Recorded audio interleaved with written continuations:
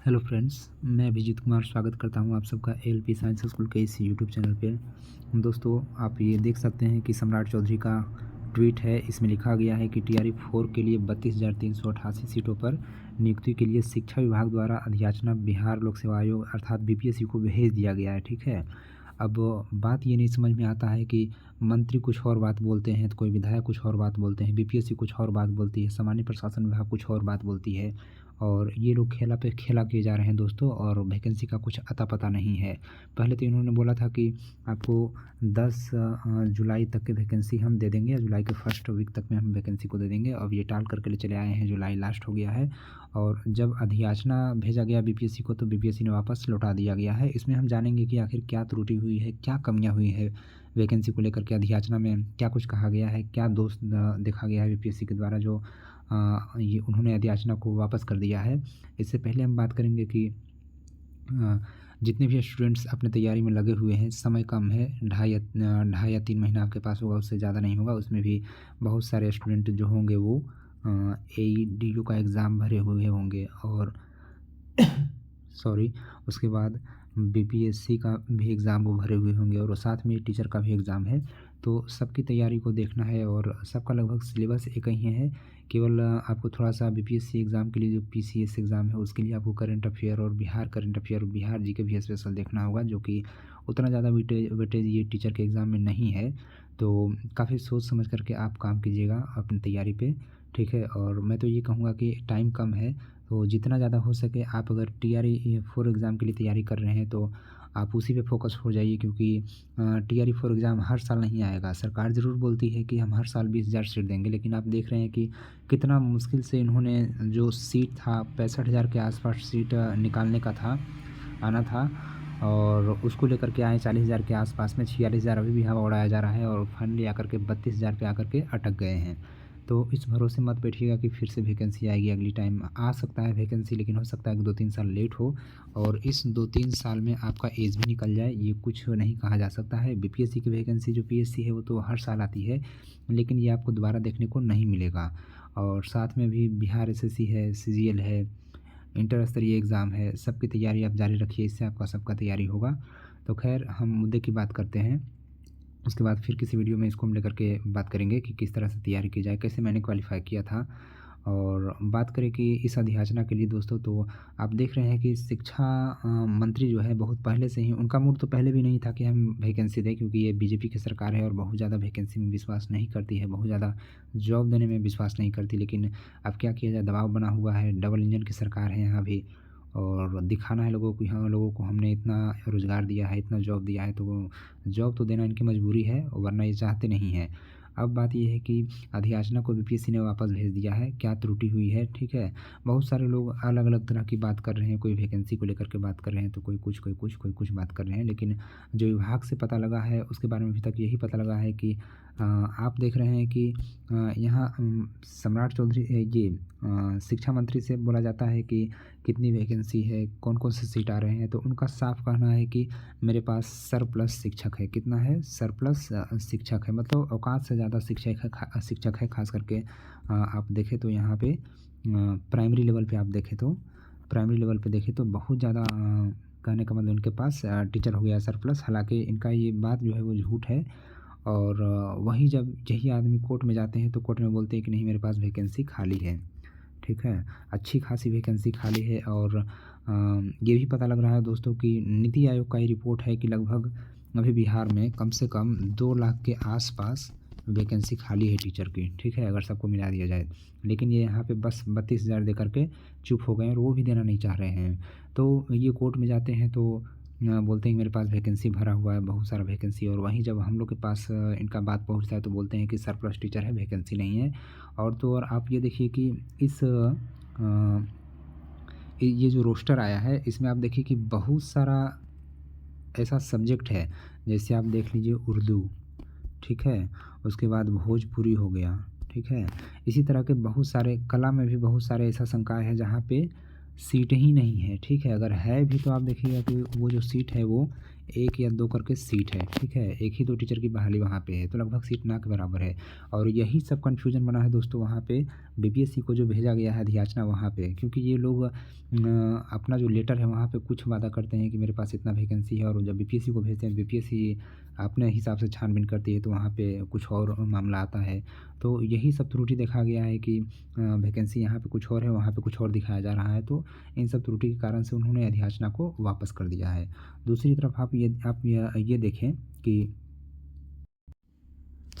अलग-अलग तरह के केस जैसे चल रहे हैं कोर्ट में। अब जैसे हम यहाँ पे बात करें कि जो उम्र सीमा लेकर के जो छूट का जो केस चल रहा है कोर्ट में, इसको लेकर के बीपीएससी कन्फ्यूज़ है, क्योंकि सभी जो केस है वो पेंडिंग में है, ठीक है। और सबका मामला अंतिम है, मतलब सुनवाई अंतिम होना है, क्योंकि बहुत सारे ऐसे कैंडिडेट हैं जिनका उम्र निकल चुका है, ठीक है, या निकलने के कगार पर है।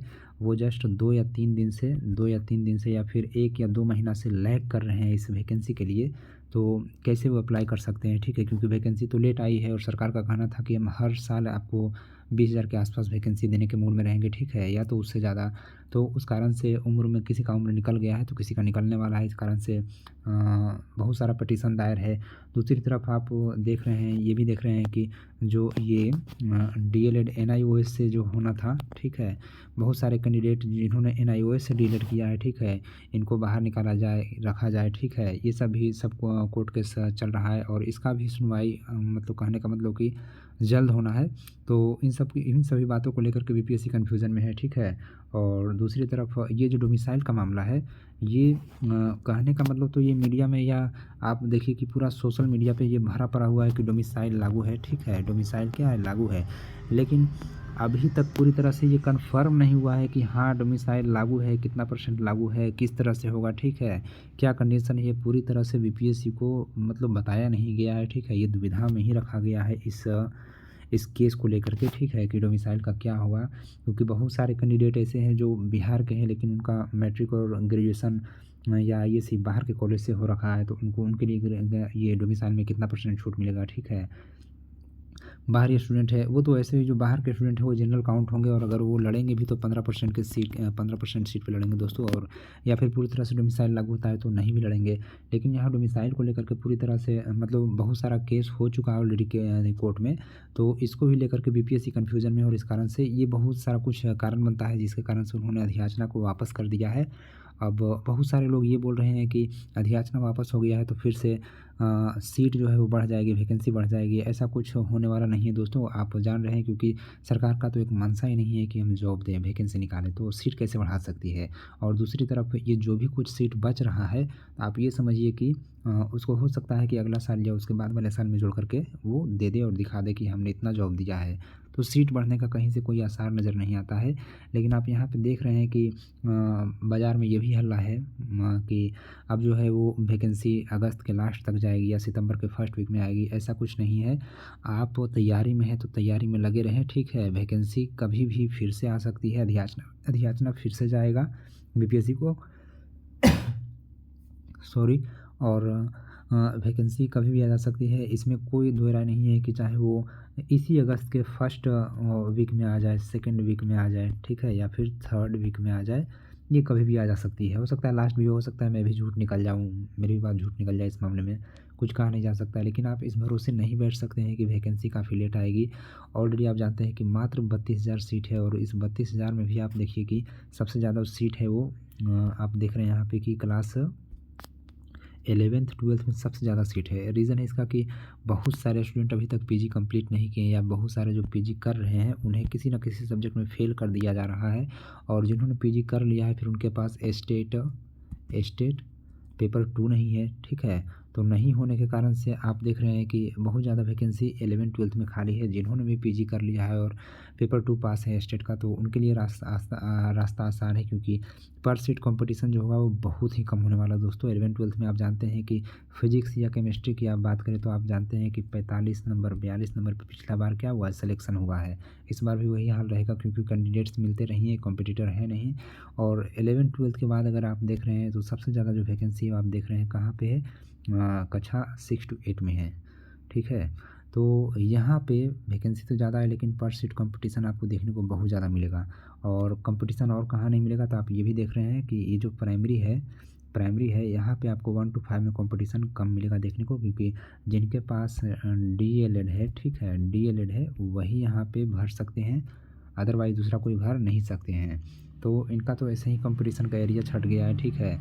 ये एक तरह से कहिए कि सुरक्षित माहौल में चले गए हैं। 11th 12th वाले भी सुरक्षित माहौल में हैं। बच जाता है एक 9th 10th और एक 6 to 8, तो इन दोनों में काफ़ी भयंकर कंपटीशन होने वाला है, ठीक है।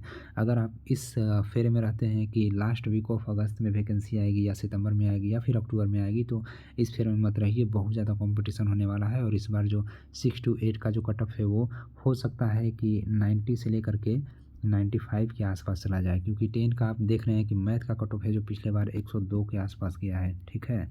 तो ऐसे में आपको बहुत ज़्यादा मेहनत करने की ज़रूरत है। हर रोज़ आप रेगुलर टेस्ट लगाएँ, रेगुलर जो भी बड़े-बड़े कोचिंग हैं उनका टेस्ट सीरीज़ आप लगा सकते हैं। करंट अफ़ेयर पे अपना पकड़ बनाए हुए रखें, स्टैटिक जीके पे पकड़ बनाए हुए रखें, बिहार करंट अफ़ेयर और बिहार जीके को भी आप लगातार देखते हुए चलें। किस तरह से पास किया जाए एग्ज़ाम को, अधिक से अधिक नंबर कितना उठाया जाए, कैसे उठाया जाए, ये सब हम किसी और वीडियो में बात करेंगे। लेकिन फ़िलहाल ये समझने वाली जो बात है कि इतनी कम वैकेंसी दी है सरकार ने, और ये जो नौटंकी कर रही है, कोर्ट में कुछ और जा कर के बोलती है और लोगों के बीच में कुछ और जा कर के बोलती है। ये समझ में नहीं आता है कि आखिर ये क्या मामला है। सीट तो आखिर खैर खाली ही है, ये नहीं कहा जा सकता है कि सीट नहीं है। और प्राइमरी में इतना कम वैकेंसी दिया गया है, जबकि प्राइमरी में ही हमें लगता है कि सबसे ज़्यादा सीट है। प्राइमरी में बच्चे बहुत ज़्यादा हैं। आप देखिए कि बहुत सारे प्राइमरी स्कूल हैं, छोटे-छोटे बच्चे पढ़ने वाले हैं। ये अलग बात है कि वो स्कूल नहीं जाते हैं, लेकिन टीचर की रिक्वायरमेंट तो है। एडमिशन तो उनका है स्कूल में और उस तरह से टीचर की रिक्वायरमेंट है। मैं अपने एरिया की बात करूँ, मैं जहाँ रहता हूँ वहाँ पे प्राइमरी स्कूल है और वहाँ पे मात्र 2 टीचर हैं दोस्तों, ठीक है? मात्र 2 टीचर हैं प्राइमरी स्कूल में पढ़ाने वाले। क्लास 8 तक की पढ़ाई होता है वहाँ, और मात्र 2 टीचर हैं। सोचिए कि किस तरह से खेला हो रहा है यहाँ के स्कूलों में, और कितना टीचर और स्टूडेंट का जो रेशियो है कितना गड़बड़ है, ठीक है। हालाँकि ये जो रेशनलाइज़ करने के लिए बोल रहे हैं शिक्षा मंत्री की, रेशनलाइज़ हम करेंगे टीचरों को, ठीक है, ये भी कुछ नहीं कर पाएँगे। ये इनका मामला यहीं का यहीं धरा हुआ रह जाएगा। बस ये वैकेंसी देने से बचने के लिए एक बहाना है, ठीक है, जो इतना कम वैकेंसी इन्होंने प्राइमरी में दिया है, ठीक है। आप देख रहे हैं कितना कम वैकेंसी है, 3000 के आसपास वैकेंसी है, और इसमें भी आप कैटेगरी को जोड़ लीजिए, और उसमें भी आप देख लीजिए कि जितना भी लैंग्वेज का जो सेक्शन है, चाहे वो उर्दू हो, ठीक है, उसके बाद भोजपुरी हो, ठीक है, मैथिली हो, इन सब का वैकेंसी तो लगभग ना के बराबर है। जिन स्टूडेंट ने भी ग्रेजुएशन किया हुआ है लैंग्वेज में, उनके लिए इस बार आप समझिए कि कोई रास्ता नहीं बचता है। तो बेहतर है अगर वो इस कॉम्पिटिशन के माहौल में अगर वो फेस करते सकते हैं 1-2 सीट में भी, अपने आप को इतना कॉन्फिडेंस है, तो आप तैयारी में लगिए बेशक। और अगर नहीं है ऐसा, तो मैं ये बोलूँगा कि बिहार एसएससी है, ठीक है, बिहार सीजीएल है, सचिवालय एग्ज़ाम है, बिहार एसआई है, बीपीएससी एग्ज़ाम है, आप उन सबको फोकस करें तो ज़्यादा अच्छा रहेगा। ग्रुप डी एग्ज़ाम है अभी, आरआरबी एलपी का एग्ज़ाम है अभी आपके पास में, तो उन सबको अगर फोकस करें तो जो बहुत ज़्यादा अच्छा रहेगा। अदरवाइज़ मेरा तो ये सलाह रहेगा कि आप इस बार ना भरें फॉर्म, तो ज़्यादा बढ़िया रहेगा, क्योंकि आप ये भी जानते हैं कि इसमें 5 अटेम्प्ट को क्या कर दिया गया है, 5 अटेम्प्ट को फ़िक्स कर दिया गया है। हालाँकि अभी बोला नहीं गया कि फ़िक्स ही है या नहीं है, क्या होगा नहीं होगा आगे। लेकिन इतना तो आप मान कर के चलिए कि अटेम्प्ट फ़िक्स कर दिया जाएगा, कर दिया गया है। तो ऐसे में आप 1 या 2 सीट में भरते हैं, तो कॉन्फिडेंस है पूरी तरह से, तो बहुत अच्छा है दोस्त। और अगर नहीं है तो आपका अटेम्प्ट बर्बाद होगा। तो इसलिए मैं बोलूँगा कि बहुत सोच समझ करके आप इस फॉर्म को अप्लाई करें। और बाकी क्या कुछ होता है आगे की अपडेट के लिए जुड़े रहिए मेरे चैनल से। अगर वैसा होगा तो मैं अपने चैनल पे क्लास भी कराऊंगा, ठीक है, करंट अफेयर का और साइंस का, क्योंकि मैंने खुद इस एग्ज़ाम को क्वालिफाई किया है, तो मुझे पता है कि किस तरह से रणनीति होनी चाहिए। तो तब तक के लिए बने रहिए मेरे चैनल पे। धन्यवाद।